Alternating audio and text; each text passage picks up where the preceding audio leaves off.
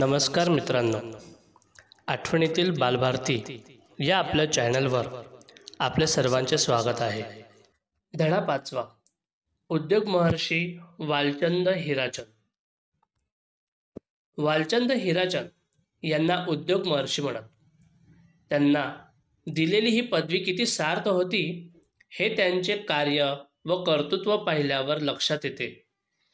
गेल्या शतकाच्या अखेरच्या काही दशकात महाराष्ट्राचे जीवन सर्वांगाने फुलत बहरत होते.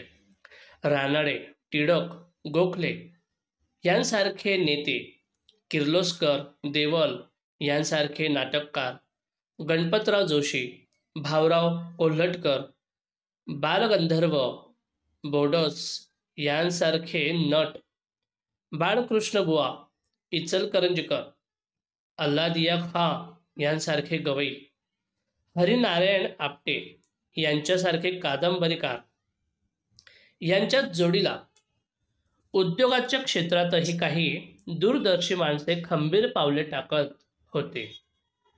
औंधच्या पंतप्रतिनिधींनी जागा वगैरे देऊन लक्ष्मणराव किर्लोस्करांना उद्योग सुरू करण्यास वाव दिला.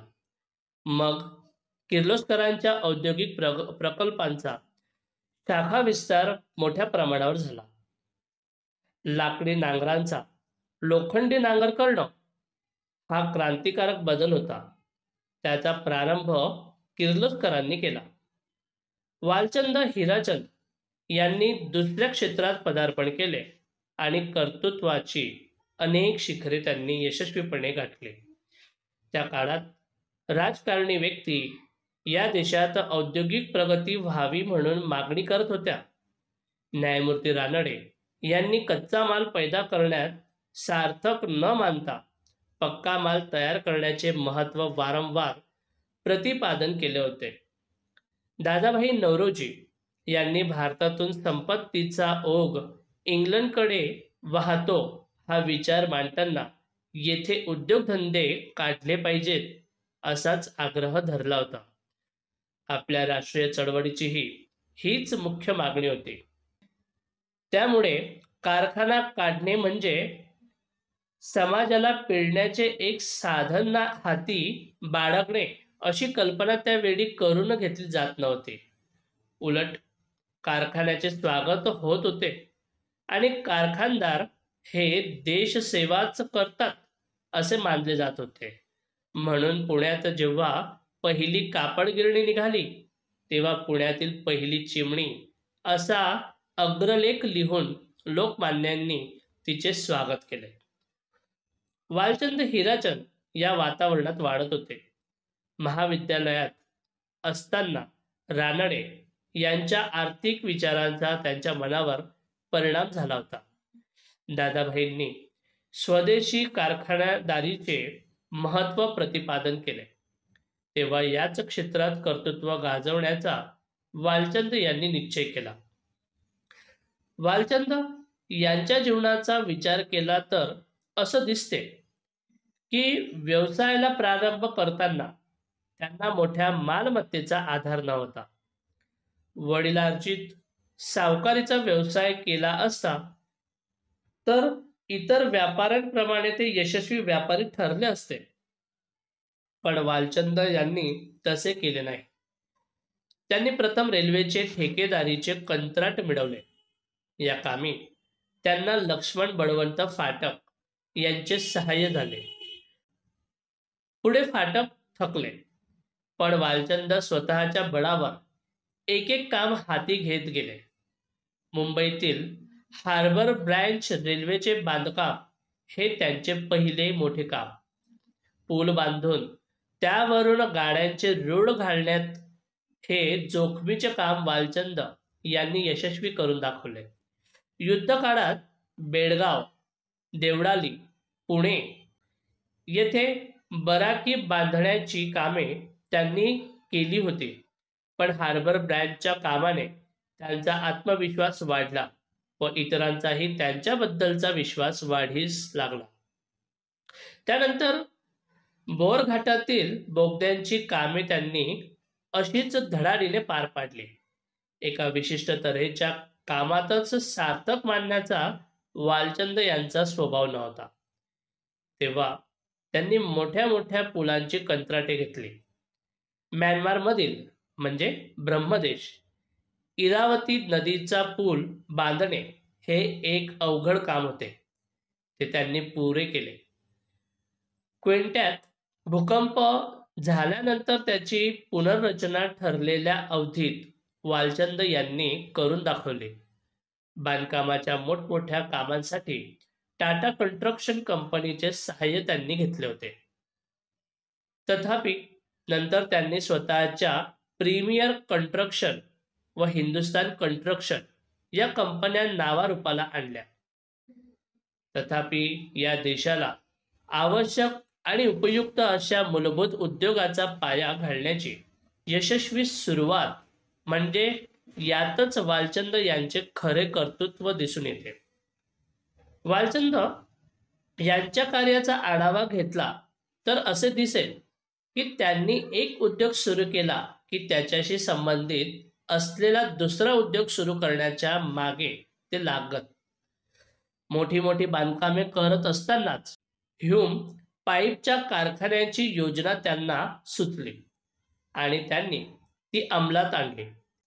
एकदा रेल्वेच्या प्रवासात असताना ग्वाल्हेरच्या महाराजांची बोट विकायची आहे असे त्यांना कळले. वालचंदांनी ती बोट लगेच विकत घेतली. पण एका बोटीवर त्यांचे समाधान होणार नव्हते. सागरी वाहतूक ही ब्रिटिशांची मक्तेदारी होती. तिच्या विरुद्ध टक्कर देण्याचा निर्धार वालचंद यांनी केला. लॉर्ड इंचकेप हे या मक्तेदारीचे प्रमुख. सरकार त्यांच्या पाठीशी असे असताना सागरी वाहतुकीवरील ब्रिटिशांच्या मक्तेदारीला वालचंद यांनी सर्व शक्तीनिशी टक्कर दिली. समुद्रावरील तुम्ही चाचे आहात अशी टीका इंचकेप यांनी केली तेव्हा तुम्हीच चाचे आहात असे लंडनला त्यांच्याच कार्यालयात वालचंद यांनी त्यांना ठणकावून सांगितले. वालचंद यांच्या चरित्रातील हा भाग मोठा रोमहर्षक आहे. धाडसीपणा, संघर्षाची तयारी इत्यादी बाबतीत लोकमान्य टिळक त्यांचे आदर्श होते. लॉर्ड इंचकेप व इतर ब्रिटिश अधिकारी यांच्याशी त्यांचा जो संघर्ष झाला त्यावरून हे स्पष्ट होईल.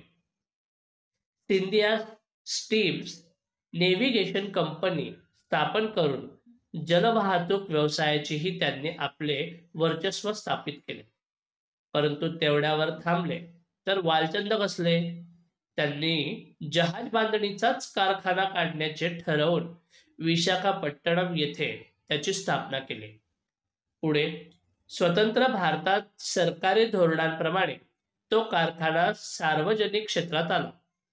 मोटार आणि विमान यांच्या बांधणीच्या क्षेत्रातही वालचंद यांनी महत्वाकांक्षी योजना आखून त्या यशस्वी केल्या. विमान निर्मितीचा कारखाना पुढे सरकारी मालकीचा झाला. मोटार उत्पादनाचा कारखाना मात्र खाजगी क्षेत्रातच राहिला. कारखानदारी बरोबर शेतीकडेही वालचंद यांनी लक्ष दिले. म्हणून रावळगाव आणि वालचंद नगर या वसाहती उभ्या राहिल्या. साखर कारखाना निघाला. साखर कारखाना काढला तर त्याची यंत्रे दुरुस्त करणारे वर्कशॉप हवे. ते काढून कारखान्याला लागणारी यंत्रसामग्री बनवण्याची जबाबदारी वालचंद शेठजींचे बंधू गुलाबचंद यांनी स्वीकारली. कारखानदारीशिवाय तरणोपाय नाही.